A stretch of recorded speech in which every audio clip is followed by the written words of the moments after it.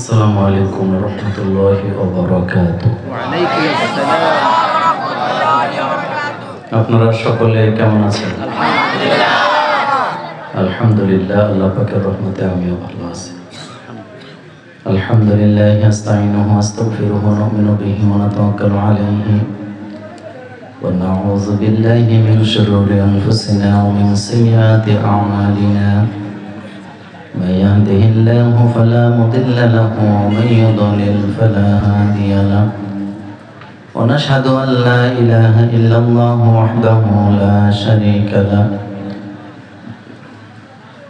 ونشهد أن سيدنا وحبيبنا ومولانا محمدا عبده ورسوله الذي أرسله بالحق بشيرا ونذيرا وداعيا إلى الله بإذنه وسراجا منيرا. فقد قال الله تعالى في كلامه المجيد: أعوذ بالله من الشيطان الرجيم. بسم الله الرحمن الرحيم. إن الله وملائكته يصلون على النبي يا أيها الذين آمنوا صلوا عليه وسلموا تسليما. شكر درود إبراهيم. اللهم صل على محمد وعلى آل محمد كما صليت على إبراهيم وعلى آل إبراهيم إنك حميد مجيد. اللهم بارك على محمد وعلى آل محمد كما باركت على إبراهيم وعلى آل إبراهيم إنك حميد مجيد. সকল প্রশংসার মালিকানা কার? সে আল্লাহর জন্য সকলে পড়েন আলহামদুলিল্লাহ। রব্বানা লাকাল হামদ হামদান কাসীরান তাইয়্যিবান মুবারাকান ফীহি। আমরা আমাদের মনিবের দরবারে সেজদা বনত হয়ে মোনাজাত করছি, আল্লাহ দয়া করে আজকের এই মাহফিলটিকে আপনি কবুল করেন। আমিন। এই গ্রামে, এই জনপদে যত জানা অজানা, নতুন পুরাতন কালিমা দুই মানুষের কবর আছে, আল্লাহ সকল কবরের আযাব মাফ করে দেন। যে যত দূর থেকে আসছেন, আল্লাহ কদমে কদমে নেক দান করে দেন। আজকের এই মাহফিল দোয়ালিয়া এলাকাবাসী ও যুব সমাজের উদ্যোগে আয়োজিত। এটি তৃতীয় বার্ষিক ওয়াজ ও দোয়ার মাহফিল।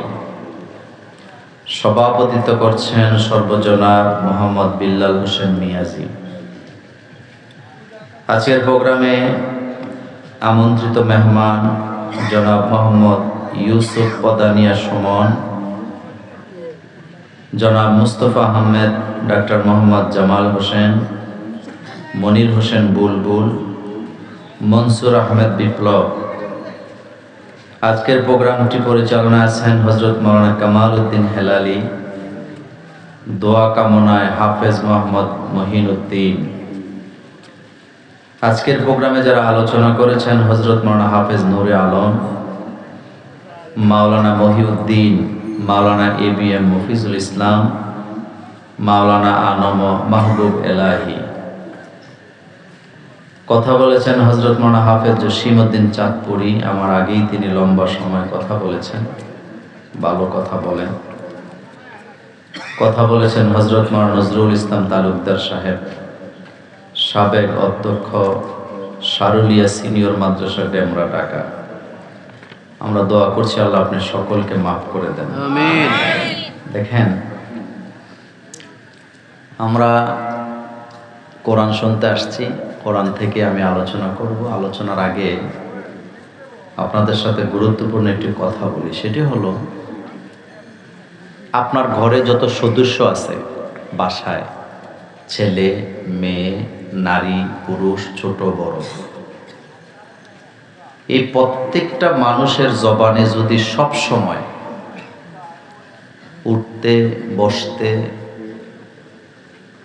5টি জিকির অর্থাৎ 5টি শব্দ আপনি পান, তাহলে আপনি বুঝবেন যে আপনার ঘরে ইসলাম আছে। কয়টা শব্দ?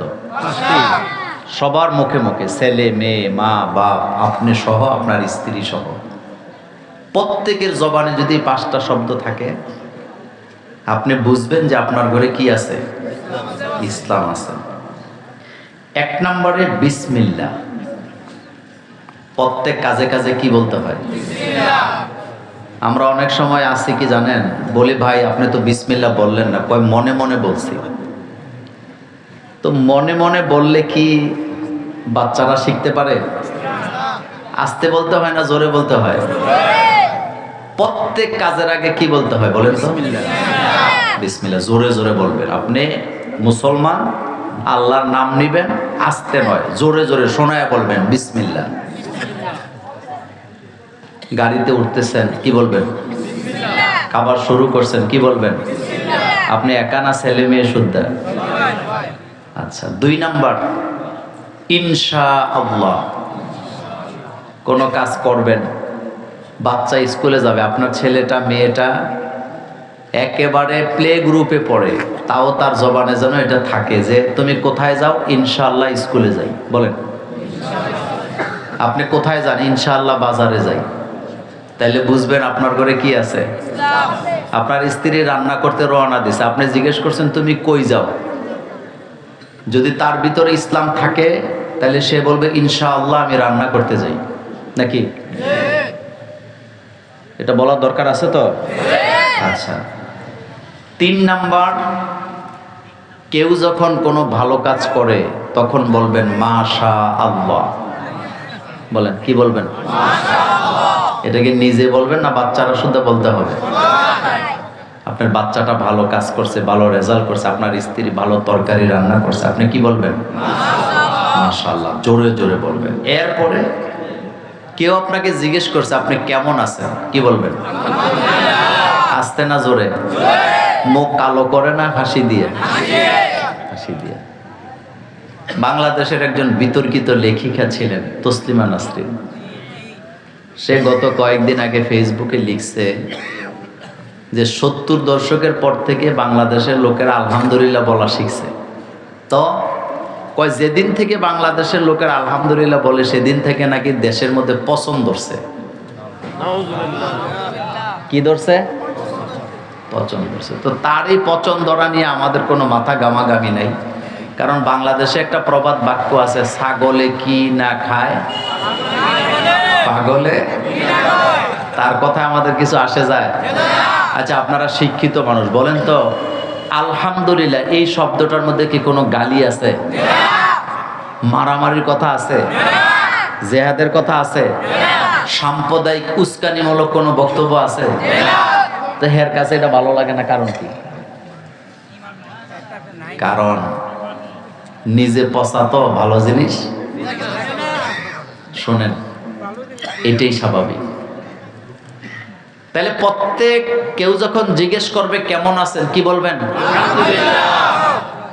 আলহামদুলিল্লাহ। সর্বশেষ আশ্চর্যজনক কোনো কিছু যখন শুনবেন, কোনো ঘটনা, কোনো বিষয়, তখন বলবেন সুবহানাল্লাহ।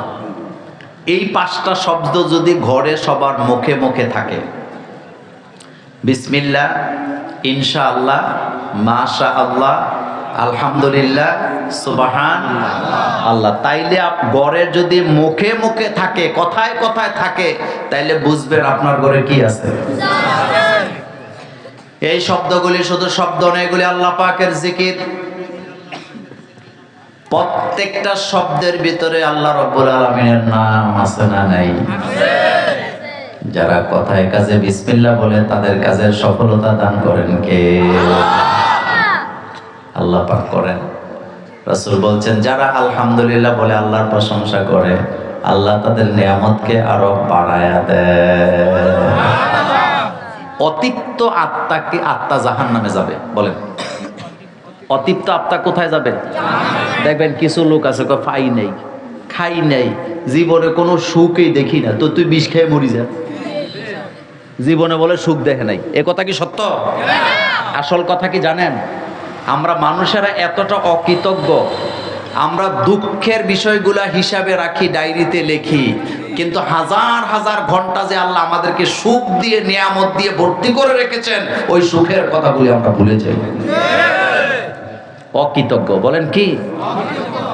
আল্লাহ বলেন লা ইন শাকারতুম লা আযীদান্নাকুম ওয়া লা ইন কাফারতুম ইন্না আযাবি লাশাদীদ। তোমরা যদি আমার নিয়ামত খাওয়ার পরে শুকরিয়া করো আমি আল্লাহ তোমাদের জন্য নিয়ামত বাড়ায় দেব, তোমরা যদি না শুকর করো আমি আল্লাহর পক্ষ থেকে তোমাদের জন্য আযাব আর গজব আছে না। তো আজকে এই মাহফিলটি যেন আল্লাহ সর্ব অঙ্গে সর্ব সাকল্যে যেন আল্লাহ কবুল করেন, আমরা বলি আমিন। আমার কলেজের ভাইয়েরা, আমি সরাসরি আলোচনায় যেতে চাই, খুব লম্বা কথা বলবো না, একটি আয়াত থেকে যতটুকু বলা যায়। এই পৃথিবীতে আসলে আমরা কেউ ছিলাম না, আমরা অস্তিত্বহীন ছিলাম। আল্লাহ পাক আমাদেরকে অস্তিত্ব দিয়েছেন। আমাদের আগে এই পৃথিবীতে একটা জাতি ছিল, এই জাতির নাম জিন জাতি। কোন জাতি? জিন জাতি। আমরা যেভাবে এখন বসে আছি জিনেরা এভাবে এদিকে বসে থাকতো। আমরা যেভাবে পৃথিবীটা এখন দখল করে রাখছি জিনেদের দখলে এটা ছিল। এক কথায় যদি বলি, আমাদের আগে আদমের আগে এই পৃথিবীতে রাজত্ব ছিল জিনদের, এখন রাজত্ব কার? মানুষের। তো জিনেরা যখন আল্লাহর হুকুম মানতে অস্বীকার করলো বা আল্লাহর অবাধ্য হলো, আল্লাহ তখন সিদ্ধান্ত নিলেন এই জিন জাতিকে এখান থেকে বিতাড়িত করবেন আর এখানে নতুন আরেকটা জাতিকে বসাবেন। এই সিদ্ধান্তের উপরে আল্লাহ পাক কাতারে কাতারে ফেরেশতা নামালেন। ফেরেশতারা ছিল নূরের তৈরি, জিনেরা ছিল আগুনের তৈরি। ফেরেশতারা এসে জিনদেরকে মার দিলেন। জিন আর ফেরেশতাদের মধ্যে যুদ্ধ শুরু হয়ে গেল। আল্লাহ রাব্বুল আলামিন যেহেতু ফেরেশতাদের পক্ষে ছিলেন, যুগে যুগে তাদেরই বিজয় হয় যাদের পক্ষে আল্লাহ থাকেন। যেহেতু ফেরেশতাদের পক্ষে আল্লাহ ছিলেন, ফেরেশতাদের বিজয় হলো। জিনদেরকে এই জমিন থেকে বিতাড়িত করে দিলেন কে? জমিন খালি হয়ে গেল। জমিনে এখন আর কোনো প্রতিনিধি নাই। আপনারা যারা ফসলের জমির মালিকানায় আছেন, ফসলের জমিন কিন্তু আপনি খালি রাখেন না। 3 বছর যদি আপনি একাধারে ফসল না ফলান, 3 বছর পরে যায় এটা জমিন পাবেন না জঙ্গল পাবেন? আল্লাহ তো আল্লাহর জমিন খালি রাখবে না। আল্লাহ সমস্ত ফেরেশতাদেরকে ডাকাইছে। আল্লাহ রাব্বুল আলামিন বলছেন, وَإِذْ قَالَ رَبُّكَ لِلْمَلَائِكَةِ إِنِّي جَاعِلٌ فِي الْأَرْضِ خَلِيفَةً। আল্লাহ রাব্বুল আলামিন বলেন, যখন আপনার রব ফেরেশতাদেরকে ডেকে বললেন ইন্নী জাইলুম ফিল আরদি খলিফা, আমি জমিনে খলিফা বানাবো। ক্বালু, সমস্ত ফেরেশতারা একযোগে বলে উঠলেন, আতাজআলু ফিহা মান ইউফসিদু ফিহা ওয়া ইয়াসফিকুদ দিমা। আপনি কি এমন একটা জাতিকে এখানে বানাবেন যেই জাতি ফাসাদ সৃষ্টি করবে, নিজেরা ঝগড়াঝাটি করবে, মারামারি করবে, একদল আরেক দলের রক্ত ঝরাবে। ওয়া নাহনু নুসাব্বিহু বিহামদিকা ওয়া নুকদ্দিসু লাক, আর আমরাই তো আপনার তাসবিহ করি, প্রশংসা করি, গুণকীর্তন করি। ক্বালা ইন্নী আ'লামু মা লা তা'লামুন। আল্লাহ পাক বলেন ইন্নী আ'লামু মা লা তা'লামুন, আমি যেটা জানি তোমরা সেটা জানো না। এই আয়াত থেকে আজকে যতটুকু বলা যায় বলবো ইনশাআল্লাহ। খেয়াল করেন একটু, আল্লাহ পাক বললেন ওয়া ইয ক্বালা রাব্বুকা লিল মালাইকা, আর যখন আপনার রব ফেরেশতাদেরকে বললেন ইন্নী জাইলুন ফিল আরদি খলিফা, আমি জমিনে খলিফা বানাবো, প্রতিনিধি স্থাপন করব। আচ্ছা বলেন তো, আল্লাহ কি এখানে ফেরেশতাদের মতামত চাইছে নাকি আল্লাহ তার সিদ্ধান্ত জানাইছে?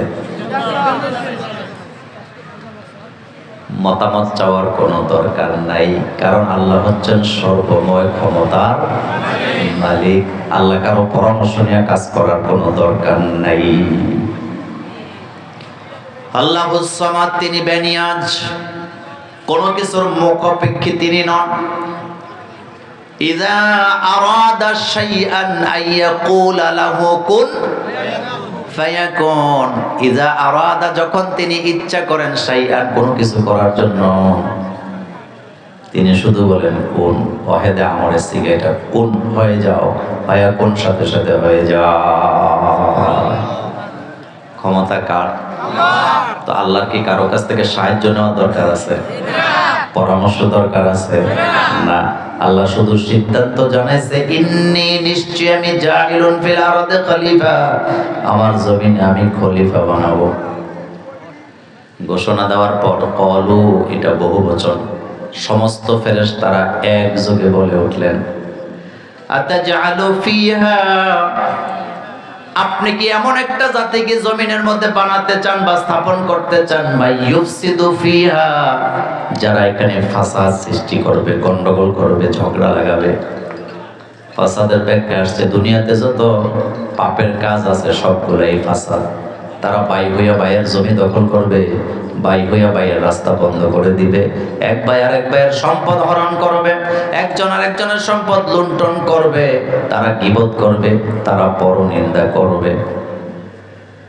কথাগুলা কার? আতাজআলু ফিহা, আপনি কি এমন একটা জাতিকে এখানে বানাবেন যারা ফাসাদ করবে, বাই হইয়া বাইয়ের রাস্তা বন্ধ করে দিবে, আপন মারপেটের বাই হইয়া নিজের বাইরে রাস্তা দিতে চায় না, এমন ভাই আমাদের হাজীগঞ্জে একজনও না। তবে এই এলাকায় নাই। কথা আসতে কর, এই এলাকায় নাই। এটা ফাসাদ। বলেন এটা কি? ফাসাদ। বিচার আচার করতে যায় গোশ খাওয়া, এটা ফাসাদ। এক জায়গার কথা নিয়ে আরেক জায়গায় লাগায় পেঁচ লাগানো, এটাও ফাসাদ। এটা কি? ফাসাদ। আতাজআলু ফিহা, আপনি কি এমন একটা জাতিকে এখানে বানাবেন, ওয়াসফিকুদ দিমা, তারা একজন আরেকজনের রক্ত ঝরাবে। কি করবে? আরো জোরে কর না। ভাই হয়ে ভাইয়ের রক্ত ঝরাবে। এক জাতি আরেক জাতির রক্ত জড়ায় কি জড়ায় না? বাংলাদেশে এমনও জেলা আছে রক্ত জড়াবার জন্য, মানুষ মারার জন্য, মারামারি করার জন্য ডেট দেয়, তারিখ দেয়, মাইকিং করে। এমন মারামারি বাংলাদেশের বিভিন্ন জেলায় আছে না? না,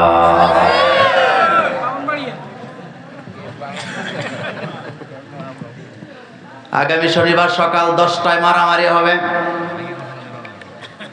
তো কোন কোন থানা? কয় হাজীগঞ্জ আর শাহরাস্তিয়ে মারামারি। আচ্ছা, আপনারা যারা হাজীগঞ্জে বাস করেন বলেন তো, হাজীগঞ্জে যারা আছে তারা আদমের সন্তান কিনা? তো শাহরাস্তি যারা আছে তারা কার সন্তান? তো ভাই হয়ে ভাইয়ের রক্ত জড়াবে, তারিখ দিছে, ডেট দিছে, সকাল 10টায় মারামারি। মারামারি শুরু হয়ে গেছে। যুবক পোলাপাইনা 999 ফোন দিছে। 999 ফোন দেয় কারে? কত কেন? পোলাপাইনা কয় তাড়াতাড়ি আসেন। শাহরাস্তি থানায় আর হাজীগঞ্জ থানায় মারামারি লাগছে, রক্তপাত হবে, মানুষ মারা যেতে পারে। পুলিশ এত ভালো, বাংলাদেশের পুলিশ কয় মারামারি থামলে ফোন দিস। কারণ বাংলাদেশের পুলিশ ঘটনাস্থলে যায় না ততক্ষণ লাশ পড়ে না, যতক্ষণ লাশ পড়ার পরে ওই লাশের থেকেও ঘুষ খায়, এমন ঘুষখোর বাংলাদেশে আছে না?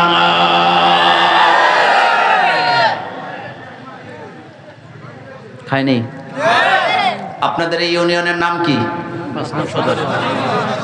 আপনাদের এই ইউনিয়নে বোধহয় জন্ম নিবন্ধন আনতে ঘুষ লাগে না?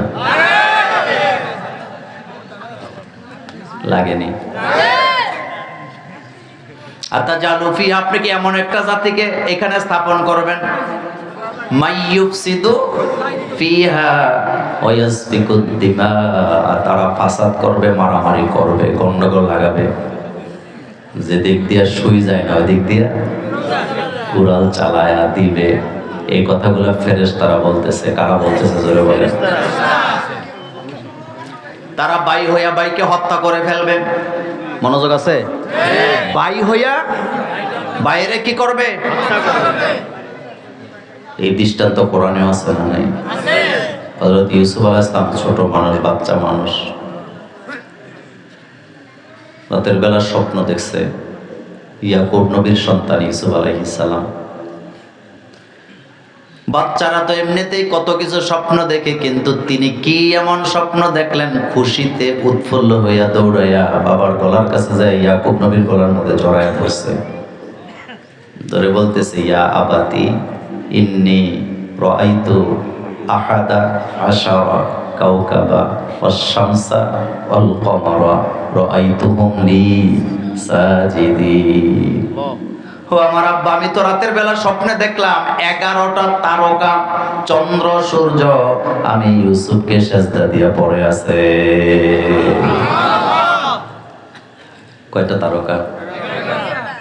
চন্দ্র সূর্য আমারে সাজিদিন, লিসাজিদিন, আমারে সেজদা দিয়া পড়ে আছে।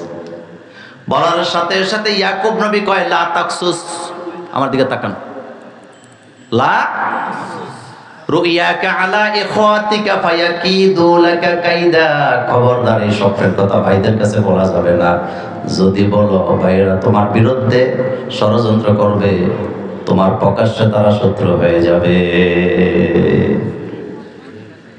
আচ্ছা বলেন তো, এমন কি স্বপ্ন ইউসুফ আলাইহিস সালাম দেখলেন যে স্বপ্ন দেখলে ভাইয়েরা শত্রু হয়ে যায়? তাহলে বোঝা গেল এই স্বপ্নের ভিতরে রহস্য আছে না নাই? বাপ কইছে, খবরদার এই স্বপ্নের কথা ভাইদের কাছে বলা যাবে না। বলেন কাদের কাছে বলা যাবে না? মনোযোগ আছে আপনাদের? কাদের কাছে বলা যাবে না? একেবারে নির্দিষ্ট করে দিয়েছে, ভাইদের কাছে বলা যাবে না, কারণ তারা তোমার বিরুদ্ধে ষড়যন্ত্র করবে, তারা তোমাকে তোমার প্রকাশ্য শত্রু হয়ে যাবে।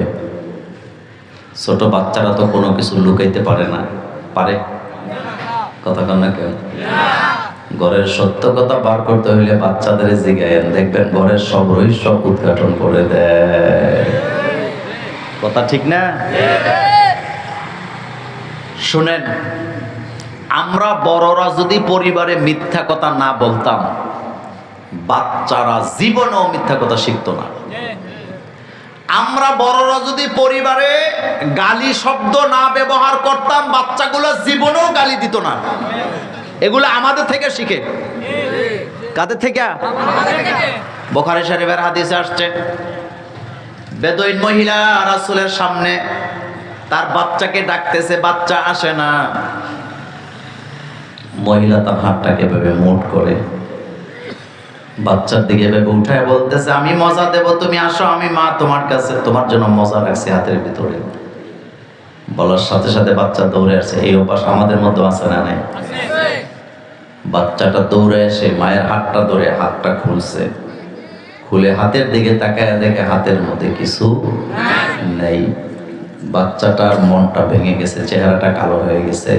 রহমাতুল লিল আলামিন মহিলার দিকে তাকাইছে, রাসূলুল্লাহর চেহারা মোবারক গোসায় লাল।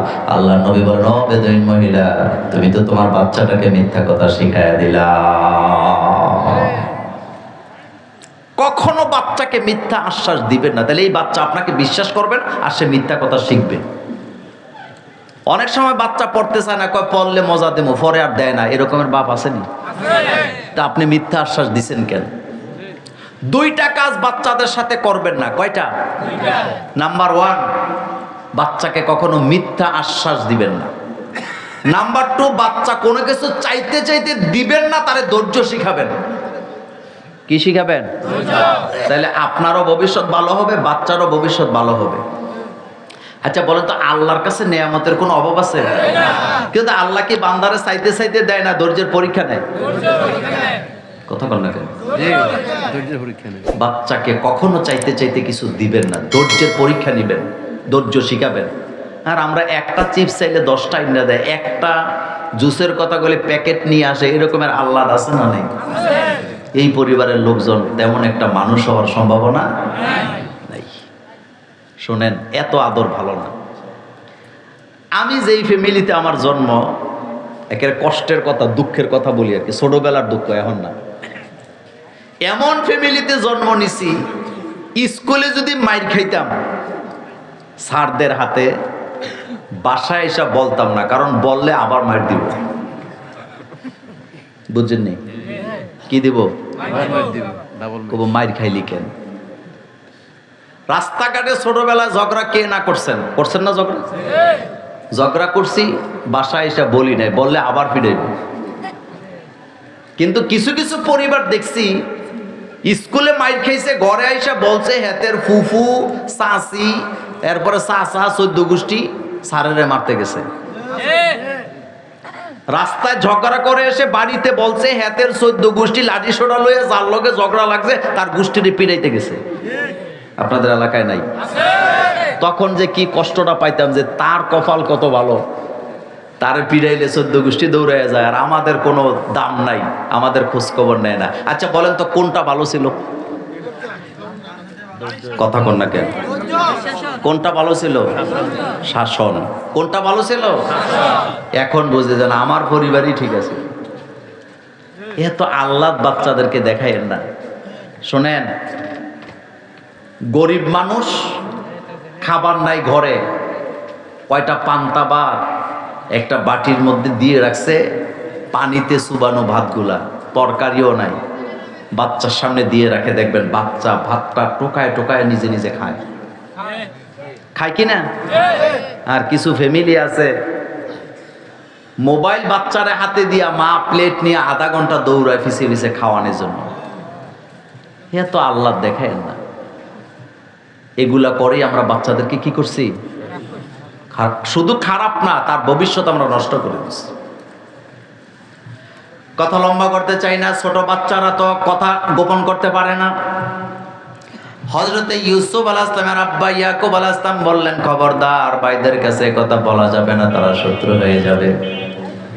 ইউসুফ নবী বুঝে নাই, সহজ সরল মানুষ, ছোট মানুষ, দৌড়ে ভাইদের কাছে যায় বললেন, তোরা সবাই আয়, আমি একটা স্বপ্ন দেখছি।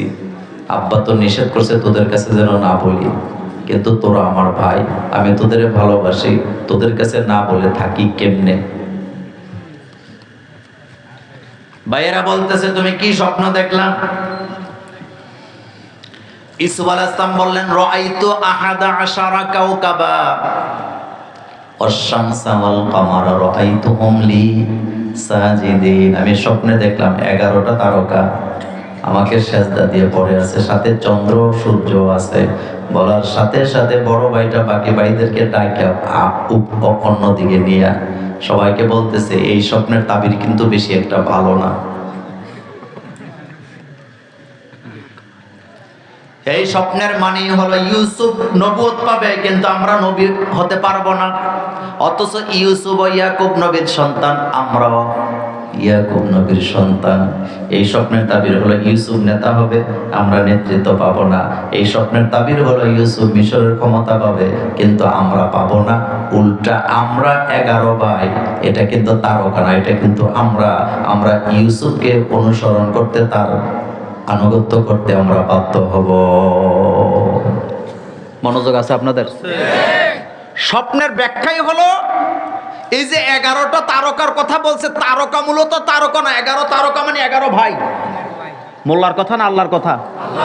তো আমরা ইউসুফকে মানতে হবে, ইউসুফ নেতা হবে, আমরা নেতা হইতে পারবো না। ইউসুফ নবুয়ত পাবে, কিন্তু আমরা পাবো না। মিশরের প্রেসিডেন্ট ইউসুফ হবে, আমরা হতে পারবো না। আমরা তার বাধ্য আনুগত্য থাকা লাগবে। এটা হতে পারে না, কারণ আমরা বড়, সে ছোট, এটা করতে দেওয়া যায় না। সিদ্ধান্ত একটাই নাও, ইউসুফকে দুনিয়া থেকে সরায়া দাও। আচ্ছা, এখানে ইউসুফ আলাইহিস সালামের কোনো দোষ ছিল? কথা কর না কেন? কোনো অপরাধ ছিল? কিন্তু ভাইয়েরা তো সিদ্ধান্ত নিলেন ভাইকে মেরে ফেলতে হবে। ভাই হইয়া ভাইকে হত্যা করতে চায় স্বপ্ন দেখার কারণে। কারণ ছিল 3টা, জোরে বলেন কয়টা? 1 নম্বরে নবুয়ত, সম্মান। 2 নম্বরে নেতৃত্ব, 3 নম্বর ক্ষমতা, রাষ্ট্র ক্ষমতা। এই 3 কারণে এখনো ভাই হইয়া বাইরে হত্যা করে, মানুষ হইয়া মানুষের রক্ত ঝরায়। এই ঘটনা বাংলাদেশেও আছে না? এই পৃথিবীতে যুগে যুগে ক্ষমতা টিকাবার জন্য সবচেয়ে বেশি মানুষ হত্যা করা হয়েছে। জি। ফেরাউন্নায় শুধু বনি ইসরাইলের 40,000 শিশু ছেলে সন্তান হত্যা করছে নিজের ক্ষমতা টিকাবার জন্য। ইউযাব্বিহুনা আবনাআকুম ওয়া ইস্তাহিয়ুনা নিসাআকুম, ক্ষমতা টিকাবার জন্য ছেলে সন্তানগুলো হত্যা করা হতো, মেয়েদেরকে ছেড়ে দেওয়া হতো মুসা আসবে এই আশঙ্কা থেকে। ইউসুফ আলাইহিস সালামকে ভাইয়েরা হত্যা করতে চায় শুধুমাত্র ক্ষমতার জন্য। ক্ষমতার জন্য একজন আরেকজনের শত্রু হয়ে যায়। এই দৃষ্টান্ত বাংলাদেশে আছে না? আমার এই কথাটাতে আপনি রাজনীতি খোঁজার চেষ্টা করেন, আপনাকে বুঝেন কথাটা। বাংলাদেশে 2টা দল আছে, একটা হলো বিএনপি আর একটা হলো বাংলাদেশ জামাত ইসলামী। আসেনি? কথা কেন? আছে। এই 2 দলের বন্ধুত্ব 25 বছর। কয় বছর? কোনো সন্দেহ আছে? আমি যখন থেকে বুঝতে শিখছি তখন থেকে দেখছি বিএনপি জামাত একজোট। কথা বলেন।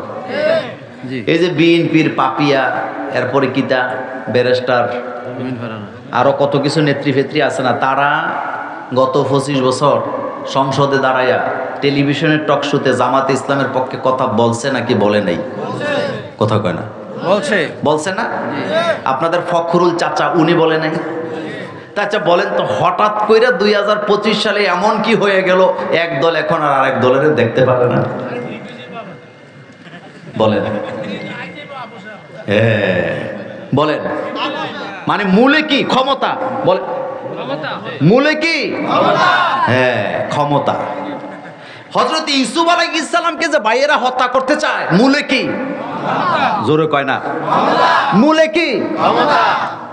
আমরা তার আনুগত্য হব, বাধ্যগত হব, এটা হওয়া দেওয়া যায় না। সে আমাদের ছোট, আমরা তার বড়, সুতরাং তাকে দুনিয়া থেকে সরায় দাও। সরাইতে হলে তো বাপের কাছ থেকে আলাদা নিতে হবে। হযরত ইয়াকুব আলাইহিস সালামের সামনে যায় বলতেছে, বাবা আপনি ইউসুফকে ভালোবাসেন, আমরাও তো ভালোবাসি। আপনি ইউসুফকে আদর করেন, আমরাও তো করি। আমাদের সাথে ইউসুফকে দিয়ে দেন, আমরা তাকে নিয়ে মাঠে যাব, তার সাথে খেলবো, তাকে আনন্দ দিব, আনন্দ নেব। আমি কি গল্প শোনাইতেছি না কোরআন শোনাইতেছি? এই কথাগুলো হুবহুব কোরআনে আছে না নাই? আমাদের সাথে দেন, আমরা খেলবো, আমরা তাকে আনন্দ দিব, তার কাছ থেকে আমরা আনন্দ নিব। হযরত ইয়াকুব আলাইহিস সালাম ডাইরেক্ট নিষেধ করে দিয়েছেন। ইয়াকুব আলাইহিস সালাম বলছেন, না, আমার ইউসুফকে আমি তোদের সাথে দেব না, আমি তোদেরকে বিশ্বাস করি না, কারণ তোরা হইলে আমার কুসন্তান, আমার ইউসুফ আমার সুসন্তান। বাবা মায়ের খেদমত করে যারা সুসন্তান তারা, আল্লাহর গোলামি করে যারা সুসন্তান তারা, সমাজের জন্য ভালো কাজ করে যারা সুসন্তান তারা, মানুষের সাথে ভালো ব্যবহার করে যারা সুসন্তান তারা, আব্বা আমার অমতে বিয়া করে যারা কুসন্তান তারা, শ্বশুর বাড়িতে জমি জমা কিনে যারা কুসন্তান তারা, আব্বা আমারে না খাওয়াইয়া পীরের বাড়িতে গরু ছাগল নিয়ে যায় যারা কুসন্তান তারা। কথা বুঝাইতে পারিনি? কিছু কিছু পোলাবেন আছে আব্বা আমারে খাওয়ায় না, কিন্তু শ্বশুর বাড়ি যে জমি কিনে। আপনাদের এই এলাকায় এটা হয় না? এটা সুসন্তান না কুসন্তান? শ্বশুরের নামে বলে অ্যাকাউন্ট নাম্বার। এটা সুসন্তান না কুসন্তান? তবে যারা শ্বশুর বাড়িতে জমি কিনে শেষ বয়সে তারা চেঁচাও খায়। কথা কন না কেন?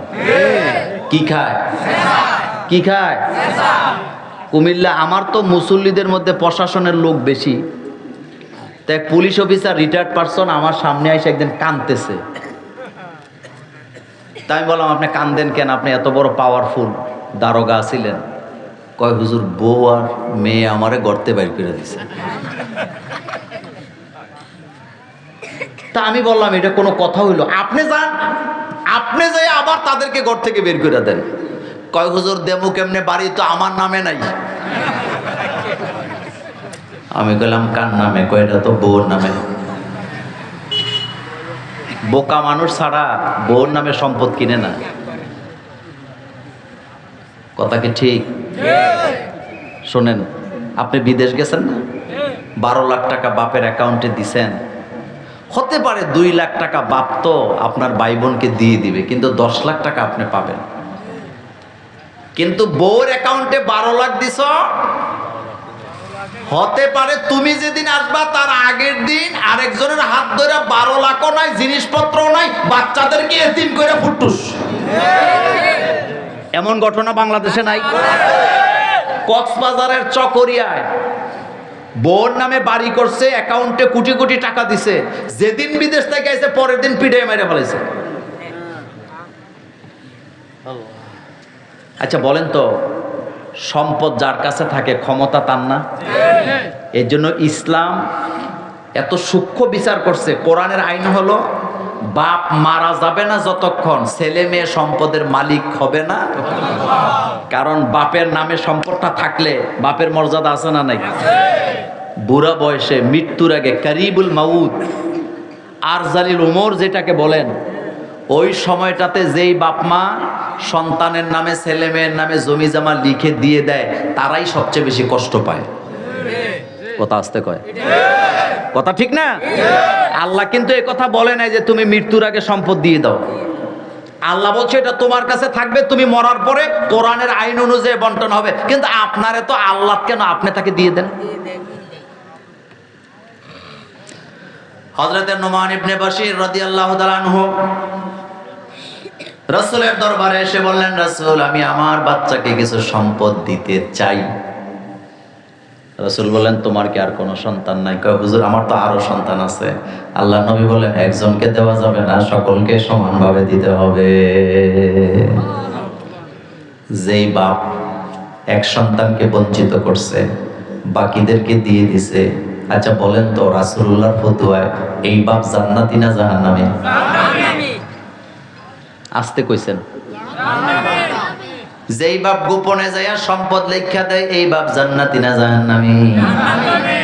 একজনের ঠকায়া আরেকজনরে জিতায় দিয়ে গেছেন। 1000 বার হজ করে জান্নাতে যাওয়া যাবে না, কারণ আপনি বান্দার হক নষ্ট করেছেন, এটা বরদাস্ত করে না কে? কুসন্তান আর সুসন্তানের কথা বলছিলাম। সুসন্তান তারা যারা সব সময় বাপ মার কি নেয়, খোঁজ খবর নেয়। কারণ বাপ মার খোঁজ খবর নিতে হবে, অর্ডার টাকা। শোনেন, কাবা শরীফের ইমামরা সবচেয়ে বেশি মর্যাদাশীল ব্যক্তি না?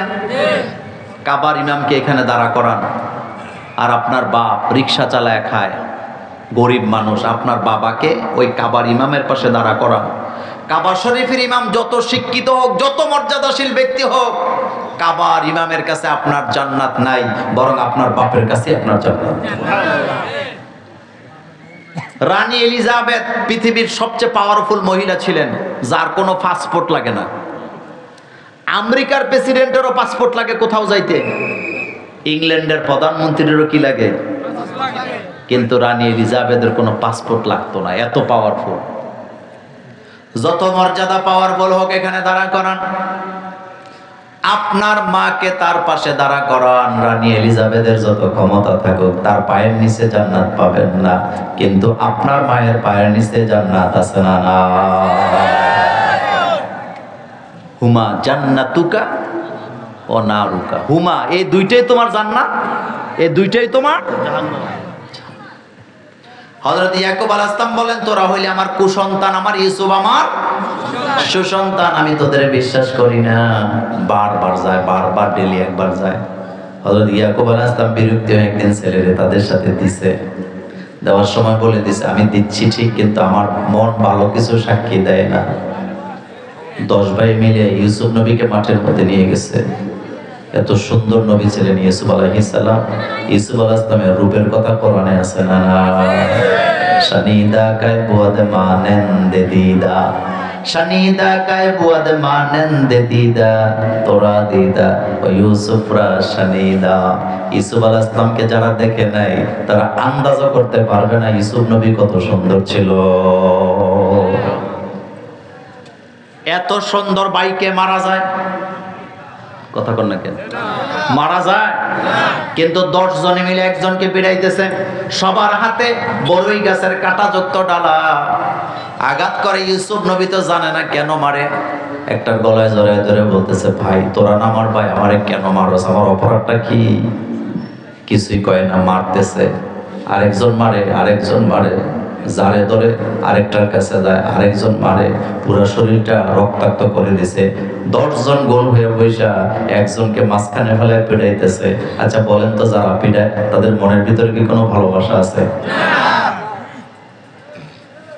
বাংলাদেশে আমার মেধাবী আবরারকে এভাবে হত্যা করা হয়েছে। যুগে যুগে যারা হত্যাকারী জালেম, তাদের কলিজার ভিতরে ভালোবাসা বলতে কোনো শব্দ নাই। ভাই মা বাপ তাদের কাছে কিচ্ছু নাই। এরা হায়না, এরা হায়নার চেয়ে আরো ভয়ঙ্কর। ইসুফ আলাইহিস সালাম বারবার গলায় জড়ায় ধরতেছে, আমাকে মারোস কেন? আমার অপরাধটা কি? কিচ্ছু বলে না।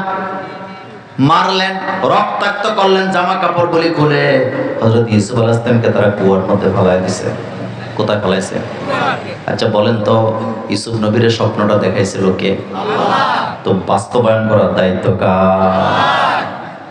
আল্লাহ স্বপ্ন দেখাইছে, আল্লাহই তো বাস্তবায়ন করায় দেখাবেন। ইউসুফ নবীকে তো মারার জন্য আল্লাহ দুনিয়াতে পাঠান নাই, বাঁচাই দিছে কুয়ার ভিতরে। মিশরের ব্যবসায়িক বণিকেরা যাচ্ছে এই রাস্তা দিয়া, পান্তি ফালাইছে পানি উঠাবার জন্য। পুরা ঘটনা বলা আমার উদ্দেশ্য না, আমি শুধু বুঝাইতে চাইলাম, ক্ষমতার জন্য ভাই হইয়া ভাইয়েরে হত্যা করে, মর্যাদার জন্য ভাই হইয়া ভাইয়ের বিরুদ্ধে মিথ্যা মামলা দেয়, এই ফাসাদ আমাদের সমাজে আছে না? না। আপন মার পেটের ভাইয়ের বিরুদ্ধে নারী নির্যাতনের মামলা দেয়, শিশু নির্যাতনের মামলা দেয়, মিথ্যা মামলাকারী, এমন মামলাকারী আছে না? না। বালতি যখন ফালাইছে তারা উঠায় দেখে এত সুন্দর বাচ্চা জীবনে কোনোদিন দেখে নাই। বাচ্চা দেখে আশ্চর্য হয়ে গেছে, এত সুন্দর বাচ্চা আসলো কোত্থেকে? তাদের তো দায়িত্ব ছিল বাচ্চা কারা হারাইছে, কার বাচ্চা তাদের বাড়িতে পৌঁছায় দেয়। কিন্তু তারা তো ব্যবসায়ী ছিল, মাথার মধ্যে ব্যবসার চিন্তা। সুন্দর বাচ্চা ভাই একটা আরেকটারে কয়, এত সুন্দর বাচ্চা বাজারে নিয়ে বিক্রি করলে অনেক টাকা পাওয়া যাবে। কমার্শিয়াল চিন্তা। কি চিন্তা? এই যে আপনি খালতো ভাই মামতো ভাইয়ের দোকানে যান না, আপনি মনে করছেন আপনার থেকে লাভ করে না, আপনার দিছে, আপনি টের পান নাই। কারণ হেতের মাথার মধ্যে কি ব্যবসা। কথা, হেতের মাথার কি এরম দোকা। কয়দিন আগে আমি একটা খাইছি, ওই যে কোয়েলা কান্দির পারে এক দোকানে। আমি খুব একটা মার্কেট টার্কেটে যাই, অভ্যাস নাই। তো গেছি একটা কাজে, যাওয়ার পরে যখন দোকানে ঢুকছি, দোকানদার একেবারে নাইমে আইসা কোলাকুলি, সেলফি, বুঝুন তো কথা, ছবি টবি তুইলা, ফান্তা টান্তা কত কিছু অর্ডার দিয়ে। আমি এগুলো আমি খাই না। কয় হুজুর বার্গার খান। আমি কই না, এখন খাবো না, তাড়াতাড়ি। তো মাল একটা নিলাম, কইলাম যে এটা কত? কয় হুজুর আপনার থেকে তো লাভ করা যাবে না, কিনা দামি দেন। তো কত? কয় এত দেন। তো দামাদামি তো আর করি নাই, দিছি। দিয়া বাইর হওয়ার পরে এক মসজিদের খতিবের সাথে দেখা। খতিব সাহেবকে, হুজুর এটা কত দিয়ে আনছেন? আমি কই এত। কই কি বলেন? আমি তো আরো 200 টাকা কম দিয়ে আনছি। তাই আমি বলতেছি, ভাই হতে পারে আপনি ভালো জিনিস পান নাই, অন্য জায়গার থেকে নিয়েছে। কয় না হুজুর, এই যে ব্যাগ তার থেকেই আনছি। এরকম ব্যবসায়ী আমাদের হাজীগঞ্জের বাজারে না।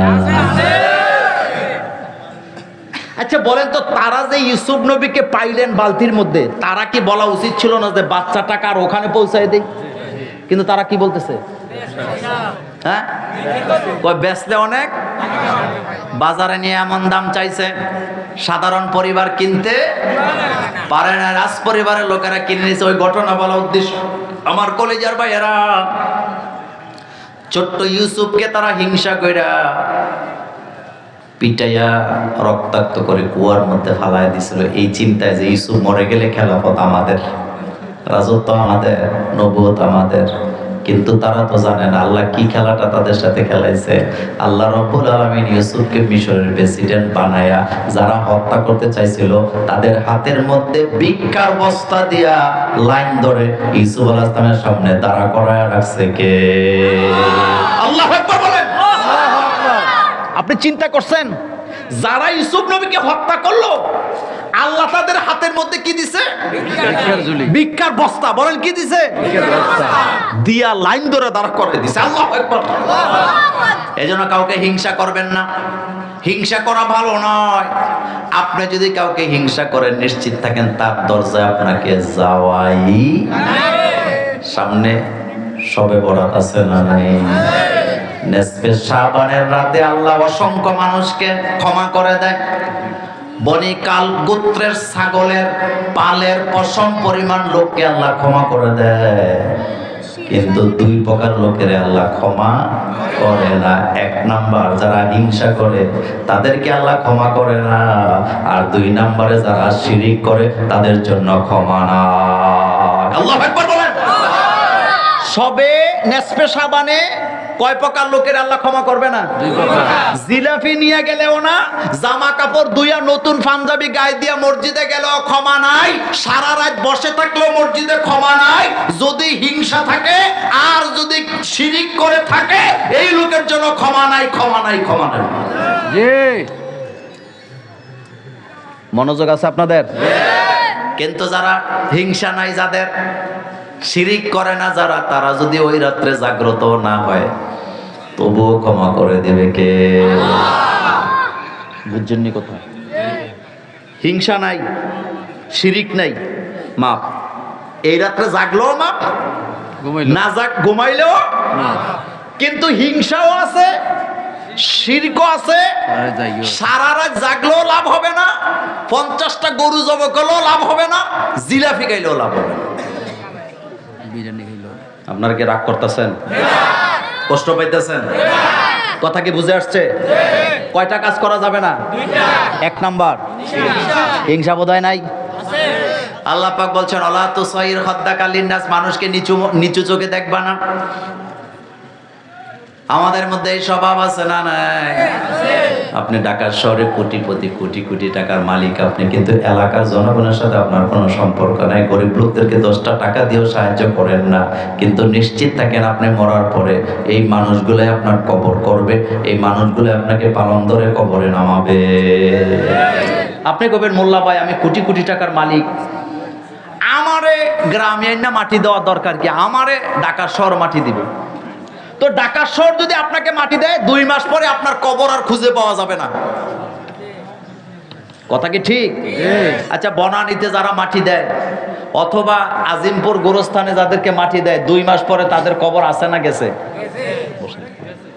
কথা কর না কেন? কবর আছে না গেছে? কিন্তু আপনাদের গ্রামের নাম কি? দোয়ালিয়াতে যদি মাটি দেন 200 বছর পরেও কবরের জানা আছে না? আমার কলিজার বেড়া কথা বলতেছিলাম, বাই হইয়া বাইকে মেরে ফেললো, কারণ ছিল কয়টা? এই কথাটাই ফেরেশতারা বলেন আতাজালু ফিহা মাইয়ুফসিদু ফিহা ওয়া ইয়াসফিকুদ দিমা। আপনি কি এমন একটা জাতিকে এখানে বসায় দিবেন যারা মারামারি করবে, রক্তপাত করবে, একজন আরেকজনের রক্ত ঝরাবে? তাফসীরে আসছে, এখানে প্রশ্ন জাগছে 2টা। 1 নম্বর প্রশ্ন, ফেরেশতারা জানলো কেমনে আমরা যে মারামারি করব? ঠিক না ভাই? ভাই মারামারি আসেনি? তো ফেরেশতারা যে বললেন ওয়াসফিকুদ দিমা, তারা তো রক্ত ঝরাবে একজন আরেকজনের, তো ফেরেশতারা জানলোটা কেমনে? তাফসীরে তাবারি এবং ইবনে কাসিরে আসছে, তার জবাব হলো 2টা। কয়টা? 2টা। প্রথম জবাব হলো আল্লাহ যে বলছিলেন ইন্নী জাইলুন ফিল আরদে খলিফা, এটার পরে আরো কিছু শব্দ আল্লাহ বলছে যেটা এখানে নাই, উজ্জ আছে। আল্লাহ বলছেন ইন্নী জাইলুন ফিল আরদে খলিফা ইয়াফালু কাযা ওয়া কাযা, তারা এই কাজগুলা করবে, মারামারি করবে, রক্তপাত করবে, রাস্তা বন্ধ করবে, মিথ্যা মামলা দিবে, মিথ্যা সাক্ষী দিবে। এই জন্য ফেরেশতারা বলছে আতাজালু ফি, আপনি এমন একটা জাতিকে এখানে বানাবেন যারা এগুলা করবে। 2 নম্বর জবাব তাফসীরে আসছে, তাফসীরবিদরা বলেছেন যেহেতু আমাদের আগে জমিনে আরেকটা জাতি ছিল, ছিল কি না? তাদের মধ্যে মারামারি ছিল কি ছিল না? তো ফেরেশতারা বলছে যেহেতু আগের জাতি মারামারি করছে, এই জাতীয় মারামারি করার সম্ভাবনা আছে না? আগের নাঙ্গল কথা বলে না, পরেরটাও এডাই হেডা। আতাজালু ফি, আপনি কি এমন একটা জাতিকে এখানে স্থাপন করবেন মাইয়ুফসিদু ফিহা ওয়া ইয়াসফিকুদ দিমা, ওয়া নাহনু নুসাব্বিহু বিহামদিকা ওয়া নুকদ্দিসু লাক, আমরাই তো আপনার তাসবিহ করি, আমরাই তো জিকির করি, আমরাই তো প্রশংসা করি। ওয়ালা আল্লাহ পাক বলেন ইন্নী আ'লামু মা লা তা'লামুন, আমি যেটা জানি তোমরা সেটা জানো না। ইবনে কাসির আসছে, এটার ব্যাখ্যা হলো আল্লাহ যে বলছে আমি যেটা জানি সেটা তোমরা জানো না, তার মানে হলো এরা যে মারামারি করবে, রক্ত জড়াবে, এটা যেমন সত্য, এদের মধ্য থেকে কেউ কেউ পয়গম্বর হবে। সুবহানাল্লাহ ভাই, জয় কইেন। তোমরা যে বলছো এরা মারামারি করবে, রক্ত জড়াবে, এটা যেমন সত্য, কিন্তু এদের মধ্য থেকে কি হবে? এদের মধ্য থেকেই পয়গাম্বর হবে, এদের মধ্য থেকে নবী হবে, রাসূল হবে, আমার ওলি হবে, আমার প্রিয় বান্দা হবে। তারা আমার জমিনে আমার দিন কায়েমের জন্য আন্দোলন করবে, মারামারিতে কখনো লিপ্ত হবে না।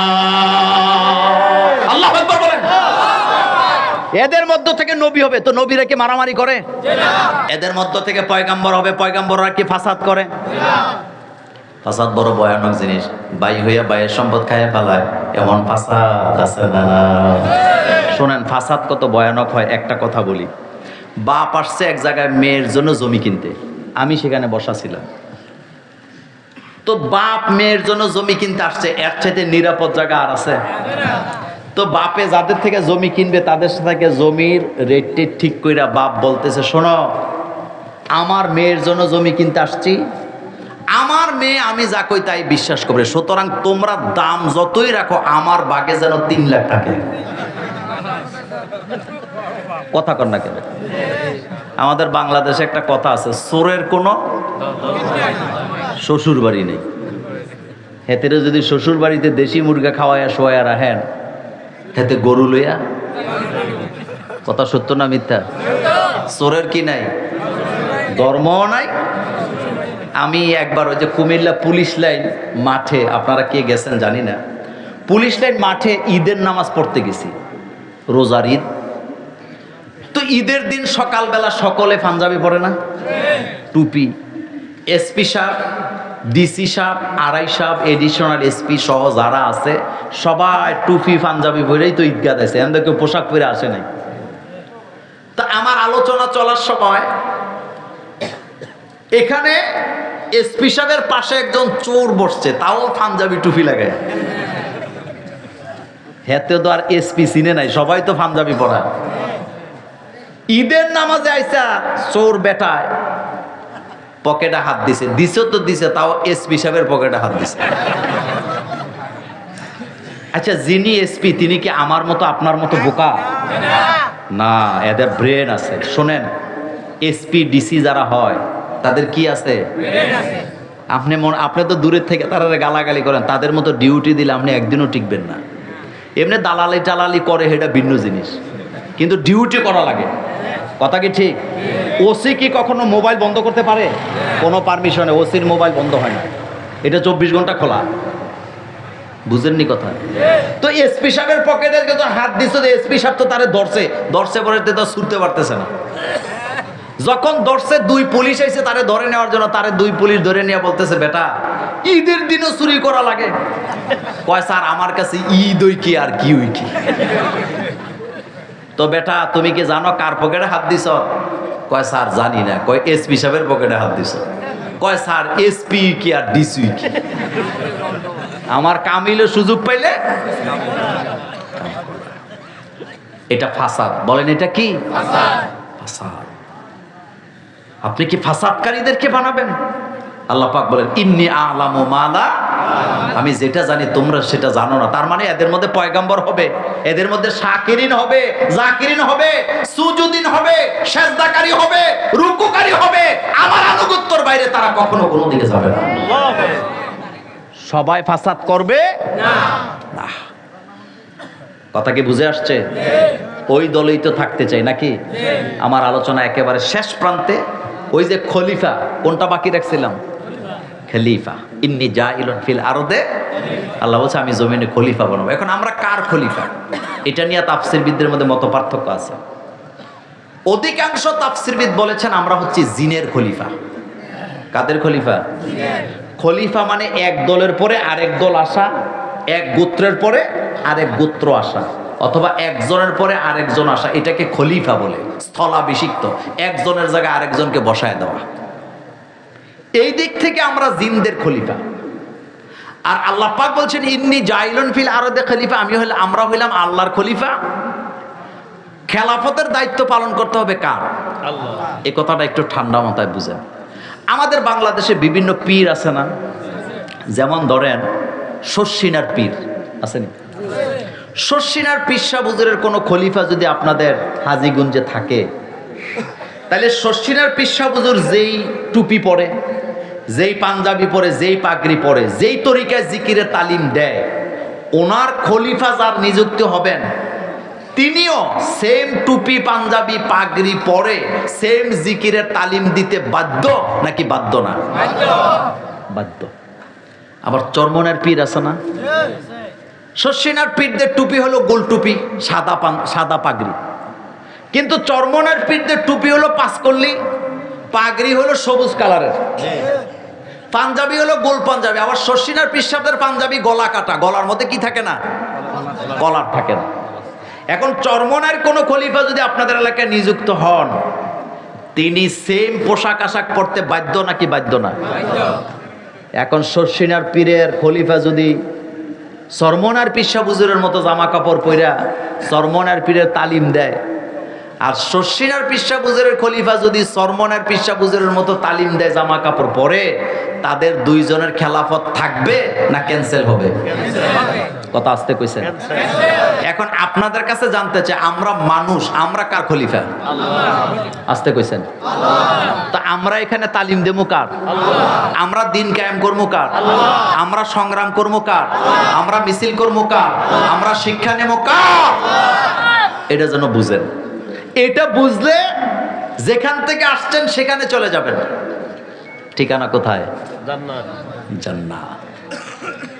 এটাই আল্লাহ পাক বলছেন ইন্নী জাইলুন ফিল আরদে খলিফা, আমি খলিফা বানাবো, যারা আমার প্রতিনিধিত্ব করবে, তারা আমার জমিনে আমার দিন কায়েমের জন্য চেষ্টা করবে। এই খলিফা দায়িত্বে আমরা দায়িত্ববান হতে রাজি আছি না? জমিন যা আইনও চলবে তার। সেজদা কারে দিবেন? আল্লাহকে। কার কাছে মাপ চাইবেন? আল্লাহর কাছে। শেষ কথা বলি, দেখেন কষ্টটা কোন জায়গায় জানেন? শবে বরাতের রাত্রে সারা রাত আপনি মসজিদে থাকেন, আমাদের কোনো আপত্তি আছে?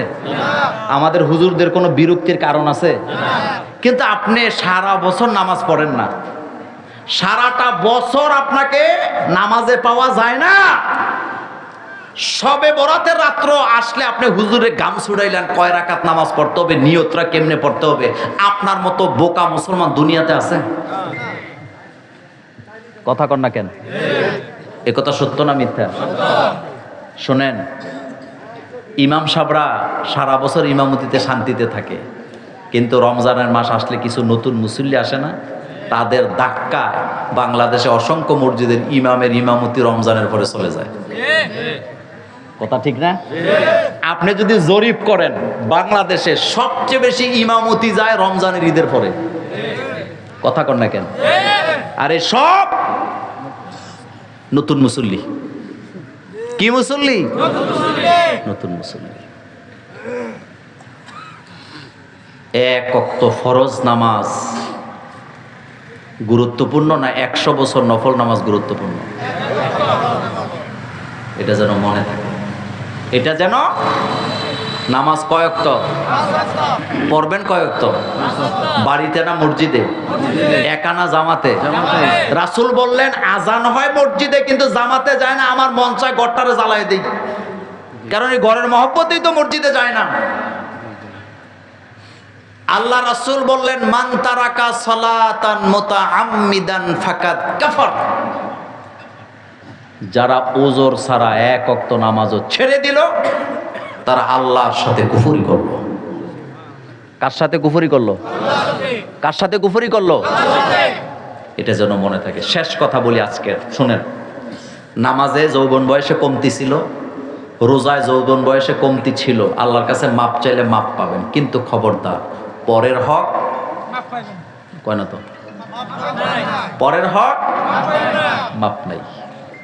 পরের হক মাপ নাই, ভাইয়ের হক মাপ নাই, বোনের হক মাপ নাই, ফুফুদের হক কি নাই? মানুষের টাকা পয়সা আইনা মাইরা দিছেন, মাপ নেই। কারণ আল্লাহ পাক এই গুনাহ ক্ষমা করবেন না। আল্লাহ যেন এই জাতিকে হেফাজত করেন, আমরা বলি আমিন। আল্লাহ যেন আমাদেরকে হেদায়েত দান করেন, আমরা বলি আমিন। অবশ্যই।